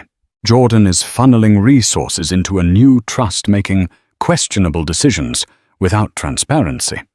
I have documents signed by him with references to Ms. Ava Monroe, demonstrating a conflict of interest that could potentially compromise investor trust." A hush fell over the room. Hartridge's brow creased. Jordan, is this true? Jordan stood, scrambling for composure. This is a personal matter. Elizabeth is overstepping her bounds. She's not. Hartridge replied, his voice sharp. If there's a conflict of interest that threatens the stability of our partnership, it's very much a board matter. Jordan's eyes darted between Hartridge and Elizabeth. For the first time, he seemed cornered, uncertain how to proceed. Ava shot Elizabeth a lethal glare, realizing that Elizabeth's boldness had forced the topic into official territory. The tension was palpable. Elizabeth's heart thumped so loudly, she was certain everyone could hear it. But she stood her ground. Continuing. I also discovered lines of credit being taken against marital properties to fund expansions. These expansions could be legitimate, but the details are obscured. I have reason to believe Ms. Monroe is manipulating these finances for her personal gain. Murmurs rippled through the board. A couple members exchanged uneasy glances. Even those who might have sided with Jordan seemed rattled by the magnitude of Elizabeth's accusations. Hartridge steepled his fingers, evaluating the situation. I propose we recess for 15 minutes. Jordan, Elizabeth, Miss Monroe, please step into my office. Jordan inhaled frustration etched across his features, but he couldn't refuse the CEO's request, not without causing a catastrophic scene. The three followed Hartridge into a glass-walled corner office, shutting the door behind them. In that tense, enclosed space, the real battle began. Elizabeth laid out her evidence on the polished table before Hartridge. Jordan tried to dismiss it all as a personal dispute, but Hartridge was no fool. He could see the potential for scandal, especially if a partner was using company infrastructure for personal vendettas. Throughout this heated exchange, Ava attempted to deflect blame. She portrayed herself as a legal advisor, merely suggesting financial moves, disclaiming any wrongdoing. But Elizabeth's carefully compiled documents suggested otherwise. Emails, text messages, and proposed legal documents bore Ava's digital fingerprints. Hartridge's expression darkened. Jordan, this is unacceptable. If these documents are authentic, you've put your personal entanglements ahead of corporate responsibility. I won't allow it under my leadership. Jordan's face went pale. He tried to protest, to label Elizabeth's claims as overblown, but Hartridge had already made up his mind. Until this is sorted out, Jordan, I'm placing your proposals on hold. We can't move forward with any major financial changes if they're under this sort of ethical cloud. Elizabeth felt a surge of relief, a faint vindication. While she hadn't resolved the core issue of Jordan's betrayal, at least the board wasn't letting him run roughshod over her financial future. But Jordan, cornered and embarrassed, lashed out in desperation. You can't shut me down like this, he snapped at Hartridge, voice tight with anger. I'm the one who made that original deal with your conglomerate. You need my innovation. Hartridge stood up, bristling at Jordan's tone. I'm the CEO, and you've just made me question your reliability and integrity. Watch yourself, Jordan. Ava stepped closer to Jordan, placing a hand on his arm to calm him, but he shrugged her off. You'll regret this, he warned Hartridge, then turned to Elizabeth. And you made a fool of me in front of everyone. Elizabeth clenched her fists, refusing to cower. You did that to yourself, she said, voice trembling with both fear and resolve. Jordan stormed out, slamming the door behind him. Ava followed quickly, her heels clicking on the marble floor. Hartridge sighed, looking at Elizabeth, who was holding back tears. Thank you for bringing this to my attention, Hartridge said. I'm sorry about your personal struggles, but I have to protect the board's interests. If you need anything, contact my office. I'm not a family court judge, but I won't let Jordan drag the company down." With that, Elizabeth let out a shaky breath. She had achieved a small but crucial victory, yet she couldn't shake the nagging sense that Jordan, humiliated and cornered, was far from finished. She left the skyscraper, stepping out into the bright Dallas sun, uncertain, but determined. Little did she know this chapter was only the start of a far more explosive confrontation, one that would involve security teams, sudden betrayals, and a twist that would bring Jordan himself to his knees. Life outside the mansion was lonely, but Elizabeth was thankful for the reprieve from Ava's manipulations. She rented a small apartment near downtown Austin and used what funds she had left to secure her basic needs, while Michelle continued to press for a financial freeze on Jordan's assets. In the weeks following the tense board meeting, Jordan went surprisingly quiet. No more legal letters arrived. No more credit lines were sabotaged. He didn't attempt to contact Elizabeth, nor did Ava. Instead, it seemed as though they had retreated into some silent fortress, likely strategizing their next move. Elizabeth took advantage of the lull. She reconnected with old friends and mentors, explaining partially at least what she was going through. While many were shocked, they offered support in the form of references, moral encouragement, and occasional leads for a stable job or a business partnership. Despite the heartbreak, Elizabeth discovered a renewed sense of purpose.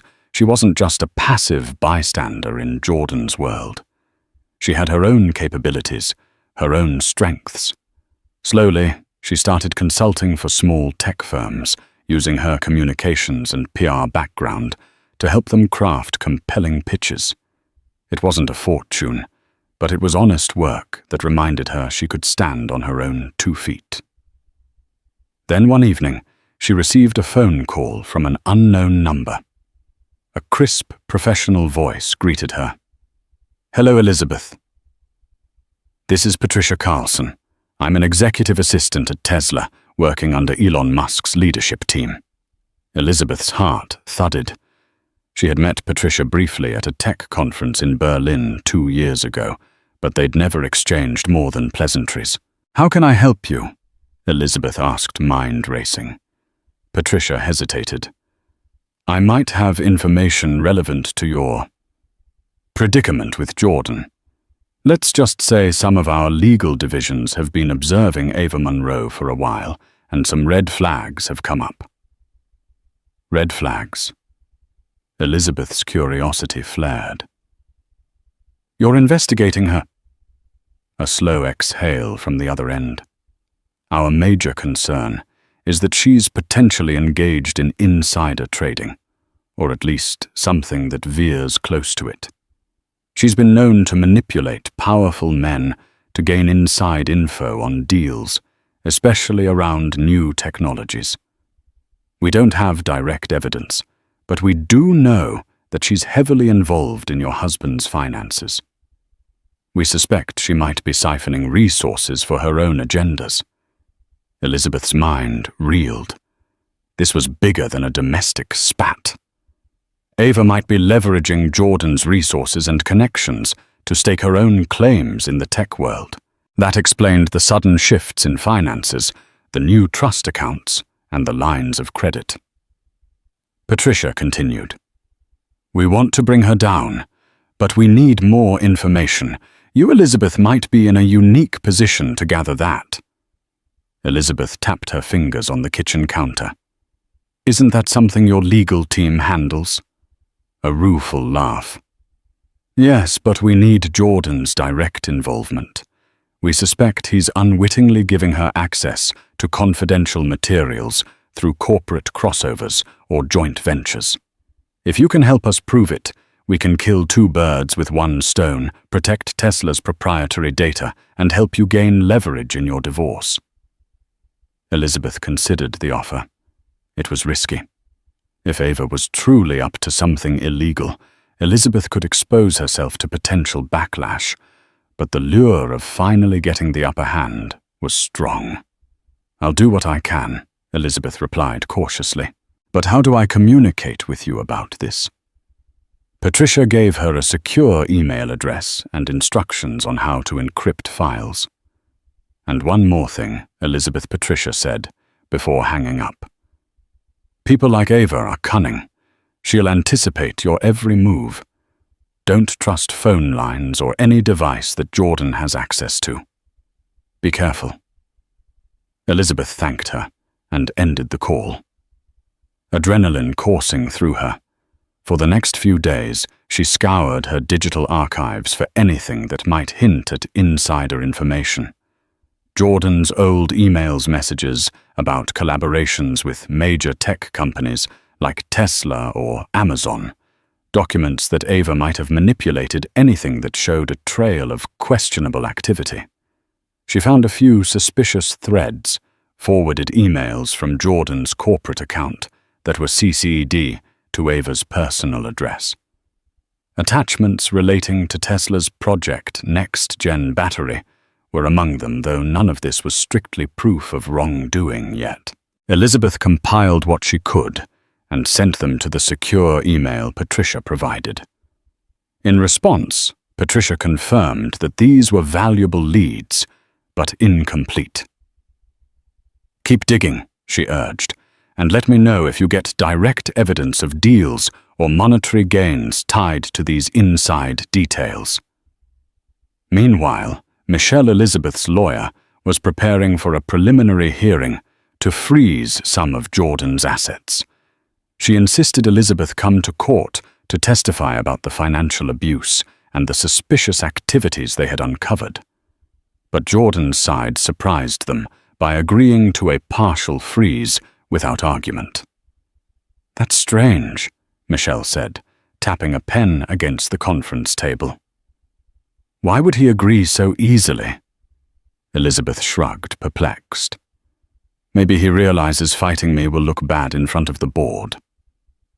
But Michelle wasn't convinced. I suspect he's preparing a bigger move. Be vigilant.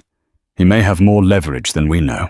The next morning, Elizabeth received an unsolicited text from Jordan. We need to talk, face to face. She felt a swirl of conflicting emotions, anger, sorrow, curiosity. But she knew she had to tread carefully. She agreed to meet him in a public place, a cafe near the courthouse, where she could keep the upper hand. When Jordan arrived, he looked tired, as though the weight of his troubles had worn him down. He offered a half smile, which Elizabeth did not return. Liz? He began using the old nickname he once uttered, with affection. Things got out of hand. She crossed her arms. You think? He sighed, scanning her face for warmth that was no longer there. I want to settle this amicably. We can discuss spousal support, property divisions, everything. No need for a long, nasty court battle. Elizabeth let the silence hover. She wasn't naive enough to believe him at face value. Amicably. Are you telling me Ava is out of the picture? Jordan's shoulders tensed. This is about you and me, not her. Look, maybe I got carried away with Ava's advice. She's a brilliant attorney. She's manipulative, Elizabeth cut in sharply. He brushed the point aside. Regardless, I'm willing to compromise, but I need you to lay off this insider trading nonsense. It's reckless. You're endangering my reputation. Elizabeth realized then that Jordan knew she'd been snooping into his communications. Perhaps Tesla's legal inquiries had begun reverberating in his circle. She saw the fear in his eyes. He was worried, if not about losing her, then about losing his empire. You made me the enemy, Elizabeth replied, in a hushed, trembling tone. When you let your mistress cut off my cards and throw me out of my home. Jordan looked away, shame flickering on his face. I didn't handle that well. But you have to understand the pressure I'm under with these deals. She waited, letting him squirm. Then he continued. You'll get a fair share. I promise. I just need you to stop meddling in my professional affairs, especially with Tesla or any other major collaborators. You'll ruin me if you do." A bitter laugh escaped Elizabeth. She thought of all the times she had stood beside him, protecting him, representing him before powerful players, forging alliances that were crucial to his success. Now he was pleading for her, not to ruin him. The irony nearly choked her. Before she could respond, Jordan's phone buzzed. He glanced at it and muttered a soft curse. "I have to go," he said, throwing some cash on the table for their untouched coffees. Elizabeth watched him leave a mixture of pity and disdain swirling in her stomach. It was obvious he was desperate, but was this a genuine attempt at reconciliation, or a ploy to keep her from uncovering more incriminating information about Ava? That question lingered as she returned to her apartment, drained. However, a new email from Patricia waited in her inbox. It contained an attachment, a partial timeline of suspicious trades linked to accounts rumored to be controlled by Ava Monroe. There were large bets placed on Tesla's stock ahead of public announcements. Gains in the tens of millions. This is huge, Elizabeth thought. If she connected these trades to emails or calls between Jordan and Ava, it could be the smoking gun. And while Elizabeth had no intention of going to the feds on her own, Tesla's legal team could bury Ava, and by extension, Jordan's complicity, if he was involved. Elizabeth clutched her phone, anxiety coursing through her. She was walking a razor's edge. One false step, and Jordan might retaliate more fiercely, or Ava might strike. But a successful strike against Ava could free Elizabeth from this entire ordeal, giving her the leverage to secure a fair divorce settlement, or even land Jordan in deeper trouble, depending on his role. She reached for her phone to text Patricia when it buzzed in her hand. A call from an unknown number again. Tentatively, Elizabeth answered. A man's voice greeted her calm and steady. "Hello, Ms. Alberts. My name is Gregory Shaw. I'm part of CEO David Hartridge's legal counsel. He asked me to follow up regarding the situation with your husband." Elizabeth's heart skipped. Hartridge's legal counsel. "We understand from Mr. Hartridge's conversation with you that there might be unethical or even illegal behavior in play," Gregory continued. "The board is concerned about potential liability if Jordan's personal dealings spill into our corporate structure. We can't risk another scandal. Mr. Hartridge would like to assist you discreetly." Elizabeth exhaled slowly. She was on the cusp of powerful alliances forming against Jordan and Ava, but the more people got involved, the more dangerous it felt. Gregory concluded, "We'll be in touch with your lawyer. If you have any crucial evidence, Mr. Hartridge suggests you keep it secure. He wants to avoid a public meltdown, but he's prepared to do what's necessary to protect the company's interests, and that includes supporting you in your legal disputes if it comes to that." Hanging up. Elizabeth felt a measure of validation. The cracks in Jordan's seemingly untouchable world were growing. Perhaps justice would prevail.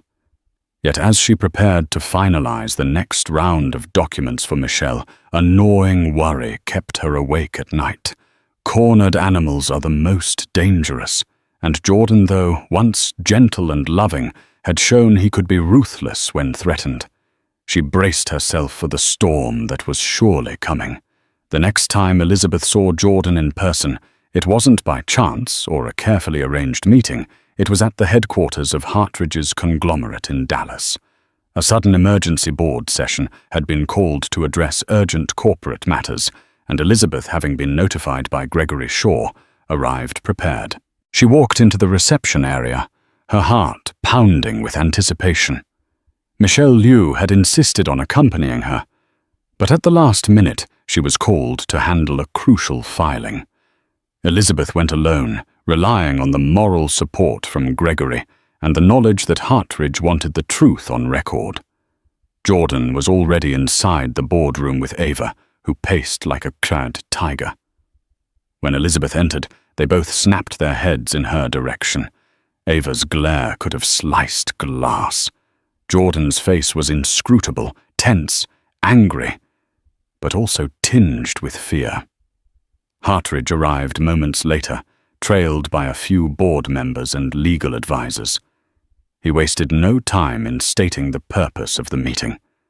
Allegations have come to my attention that Ms. Monroe has been engaging in stock trades leveraging proprietary information from Jordan's company and potentially from our own collaborations. We need to clarify the truth. Now. Gasps and murmurs filled the room. Ava's jaw clenched. This is preposterous, she began. We demand to see your proof. Hartridge nodded to one of his advisors, who distributed printed documents, timelines of suspicious trades, tied to accounts flagged by Tesla's legal team, along with correspondences that Elizabeth and Patricia had pieced together. Jordan snatched a packet from the advisor. His eyes swept over the page's color, draining from his face. Ava's lips thinned, and for a moment Elizabeth could see the faintest flicker of panic in her eyes. Hartridge pinned them with a stern gaze. Jordan, you've been a valuable partner. I don't want to see your personal life derail your professional standing, but this is bigger than your marriage. Insider trading is a federal crime, and if Ms. Monroe is using your business resources to pull this off, you're implicated. Ava recovered quickly. She placed a hand on Jordan's arm, her voice smooth. This is a misunderstanding, David. Anyone can align stock trades with corporate announcements. It's called speculation. Elizabeth decided enough was enough. She stood. Speculation is one thing, but forwarding private emails, entire business proposals, and preliminary press releases is not speculation. I've seen the messages. You're literally discussing the best times to execute trades based on announcements that hadn't been made public yet. Ava whirled on Elizabeth. You have no legal standing to claim that. You're just a scorned wife trying to sabotage Jordan and me. Elizabeth's blood boiled. We'll let the evidence speak. There are even time-stamped emails from Jordan's corporate account sent to your personal email, Ms. Monroe, discussing upcoming expansions and product launches. Then trades were executed in your name or trusts linked to you within hours. A hush followed. Jordan's hands shook slightly. He seemed torn between denial and guilt. After all, the evidence was damning. If he denied it outright, he'd appear foolish. But if he admitted his involvement, he risked criminal charges and the wrath of the board. Hartridge leaned forward, his voice firm. Jordan, I need answers. Were you aware of these trades? Jordan stared at the table, words refusing to form. Finally, he managed Ava said it was all above board, that it was just normal investing. Ava let out a short laugh, but it sounded hollow. If you want to scapegoat me, Jordan, think carefully, she warned. We made certain deals in your name as well. Your signatures are on plenty of documents. The entire boardroom seemed to hold its breath. Hartridge addressed one of his legal advisors. Have we sent this to the SEC? Not yet, the advisor responded. We wanted to confront them first. Jordan shot to his feet, panic etched on his face. No need to escalate it. We can handle this internally. If I undo the trades, repay any gains, repay tens of millions of dollars, Hartridge asked, And that would just be the tip of the iceberg if the SEC digs deeper. This is out of our hands if they launch a formal investigation. Elizabeth watched Jordan unravel. This was the man who had once been so composed, so unstoppable. Now he was cornered, sweat beading on his forehead. Ava, too, looked like a wild animal backed into a corner, eyes darting around the room. At that moment, a building security guard appeared at the door, knocking softly. "Mr. Hartridge, you asked for security on standby," he announced quietly. "Thank you," Hartridge replied, his tone like steel. "I believe we might need you." Ava's eyes flitted towards the door, then back to Hartridge. She adopted a pleading tone. "David, you know me. I've handled legal matters for some of the biggest players in the industry. I would never do anything to jeopardize your trust." Hartridge's face remained stony. "I trusted Jordan, not you. And this evidence suggests you're at the center of a major ethical breach. If you don't have a verifiable explanation for each of these trades and how you obtained insider information, I have no choice but to protect the company from liability." Suddenly, Jordan snapped. Fear twisted into anger, and he pointed a trembling finger at Elizabeth. "You did this. You ruined everything because you couldn't handle that I moved on." Elizabeth steadied her breathing, preparing to reply. But Hartridge cut in calm yet firm. "Don't blame her for your poor decisions. You let your personal affair become a corporate liability." Something in Jordan cracked. He lunged toward Elizabeth as if to grab her documents or her phone, an irrational move likely spurred by desperation. But he never made contact. In a blink, the security guard stepped forward and intercepted Jordan, gripping his arms. "Stand down, sir," the guard said, voice authoritative. Jordan struggled, but the guard was a solid wall of muscle. Ava shrieked. "Let him go." "This is a private matter." Hartridge shook his head, anger coloring his features. "You just attempted to assault someone in my boardroom. Security remove Mr. Alberts from the premises." Jordan's eyes widened in disbelief. "You can't do that. I'm on the board." "Not anymore," Hartridge said grimly. "I can and I will. You're suspended pending an internal investigation. Once that concludes, we'll determine your status. Now go and take Ms. Monroe with you." A second guard stepped in, guiding Ava toward the door as she protested threatening lawsuits and defamation claims. But her words rang hollow, overshadowed by the looming specter of an SEC investigation. Elizabeth stood off to the side, stunned by how quickly it had escalated from a tension-filled meeting to an outright meltdown. As Jordan and Ava were led out, Jordan craned his neck to shout at her, "You'll pay for this, Elizabeth. Don't think you've won." But the threat carried little weight now. In that moment, Elizabeth felt the mixture of triumph and sorrow that comes with toppling a man she once loved. She hadn't wanted to see Jordan destroyed, only to protect herself and the life they had built together. But Jordan's actions and Ava's ambition had forced her hand. Hartridge dismissed the board members, soon after instructing his legal team to cooperate fully with any investigations. He turned to Elizabeth with a sympathetic frown. "I'm sorry you had to endure this, Ms. Alberts. I assure you we'll handle it lawfully. Whatever personal or marital disputes remain, I hope you find closure." Elizabeth gave him a small nod. "Thank you. I appreciate your fairness." She gathered her documents and left the skyscraper, the bright Texas sun, striking her face as she stepped onto the street. The entire drama replayed in her mind. He let his mistress cut off my cards, but the CEO called security on him, she thought a bitter yet satisfying sense of irony spreading in her chest. She wasn't naive enough to think it was over. Legal battles would continue, depositions would be taken, and the divorce was far from final. But in this pivotal moment, she had taken back her power, standing against the storm that Jordan and Ava had unleashed.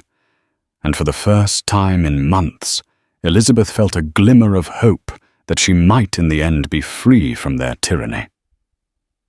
In the weeks that followed, word spread like wildfire.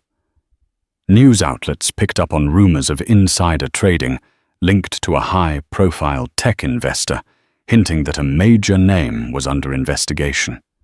It didn't take long for the rumor mill to connect the dots to Jordan Alberts and his mysterious attorney-turned-partner, Ava Monroe. Elizabeth watched from the sidelines, inundated with calls and messages from acquaintances, reporters, and sometimes even old college classmates she hadn't spoken to in years. She ignored most of them, preferring to let the legal process unfold without adding fuel to the media frenzy. Jordan, under immense legal and financial pressure, attempted to strike a deal if Elizabeth agreed to keep quiet and not testify against him or Ava. Regarding insider trading, he would give her a generous divorce settlement. The settlement included alimony, a hefty lump sum, and properties that would secure her financial future. However, Elizabeth refused any agreement that required her to lie or withhold the truth if subpoenaed. Nonetheless, she allowed her lawyer Michelle to work out a fair settlement that didn't involve perjury. Eventually, Jordan capitulated, realizing he had to salvage what he could from the marriage and business meltdown. The final settlement granted Elizabeth a significant portion of the assets, the mansion by Lake Travis, ironically, and a sizable share of Jordan's original tech startup. Meanwhile, Ava disappeared from the public eye, her reputation in tatters. Rumors surfaced that she'd fled the country perhaps to avoid legal repercussions, while others suggested she was hiding out in some luxury villa, waiting for the storm to pass. Either way, her days of meddling in Jordan's finances seemed to be over. Elizabeth didn't celebrate Jordan's downfall. She quietly grieved the end of a marriage that had started in love and partnership, yet she also felt relief and a renewed sense of self. She returned to the Lake Travis mansion, deciding whether to keep it or sell. The sweeping views of the water brought back memories, some of which felt like knives to her heart, others that warmed her soul. She began a new chapter in her life, leveraging her PR skills to start a consultancy focused on helping women entrepreneurs navigate both business and personal challenges. She named it Phoenix Rose Consulting, symbolizing rebirth and resilience. To her surprise, she found more joy in championing other women than she ever did, standing behind Jordan at glitzy galas. She kept in touch with Patricia from Tesla, who occasionally updated her on the ongoing investigations. Whether Jordan faced criminal charges depended on further evidence. But at least for Elizabeth, the immediate threat to her assets and well-being had lifted. David Hartridge reached out, once inviting Elizabeth to a dinner with the board, presumably to mend fences. Elizabeth politely declined. She had no desire to relive the tension of board meetings or navigate corporate politics, where her personal life became public fodder. She was grateful for Hartridge's stance, but preferred to build her future away from the chaos. In moments of solitude, Elizabeth reflected on the entire ordeal. She'd once believed that love, loyalty, and shared ambition could conquer anything. Yet she also realized that unchecked power and ego could corrode even the strongest of bonds. Jordan's betrayal had been a painful lesson, but it set her free to discover her own strengths and a life not tethered to someone else's rising star. Yes, heartbreak lingered, and healing was an ongoing process. But Elizabeth found herself waking each day with a sense of purpose. She'd gather with female founders at local co-working spaces, host workshops on media relations, and offer moral support to those feeling overshadowed by bigger players. Each time she saw a spark of confidence ignite in another woman's eyes, she felt her own sense of wholeness return. In time, Elizabeth would finalize the divorce, sign the deeds, and officially start over. A sense of calm settled within her, like the slow, tranquil waves on Lake Travis at dawn. Her story, the humiliating card cancellations, the public meltdown, the mistress's meddling, would become a cautionary tale, one she shared sparingly, only when it might help others. Despite the scars, Elizabeth refused to let bitterness define her. She chose growth empathy, and a belief that with the right support, anyone can rise from the ashes more formidable than before. Just as Elizabeth thought she had reached stable ground, fate tossed her another curveball. A month after the settlement, Michelle called her urgently. "The feds want to depose you," she said. "They uncovered new evidence Jordan may be involved in deeper crimes, bribery, money laundering. Ava might have orchestrated a network." Elizabeth's stomach dropped. "Jordan never mentioned anything like that. They've found offshore transactions and documents with his signature," Michelle said grimly. 2 days later, Elizabeth sat in a stark federal office, flanked by Michelle and 2 serious agents. They questioned her about Jordan's finances, Ava's role, the card cancellations, and philanthropic events that may have masked backdoor deals. Elizabeth stuck to the facts. She neither speculated nor dramatized. One agent, impressed, said, "You've been very helpful, Ms. Alberts. This case is significant." She left emotionally drained but relieved. She hadn't been dragged down with Jordan, but the storm wasn't over. Whispers followed Jordan was hiding at a secluded ranch, dodging the press. Ava had vanished. More subpoenas were issued. An indictment loomed. Elizabeth stayed focused on her consultancy, channeling stress into helping other women navigate business pitfalls.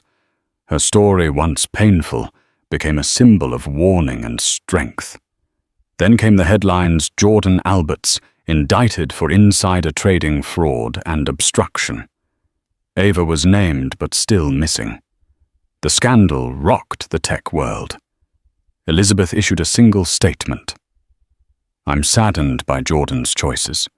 I've cooperated fully with authorities and continue to rebuild my life." Eventually, Jordan pled guilty to a lesser charge, offering a tearful courtroom apology. Elizabeth watched from home, tears in her eyes, not from triumph, but quiet grief for the man she once loved.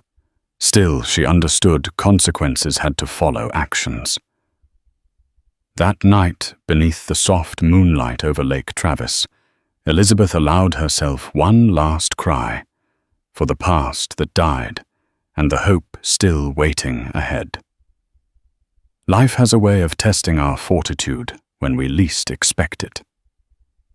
Elizabeth Alberts began this journey as a devoted wife, only to see her world upended by betrayal and financial sabotage. Yet what she lost in illusions, she gained in unbreakable resilience. Standing up to powerful forces and calling out wrongdoing isn't easy, but it's sometimes the only way to protect your dignity and your future.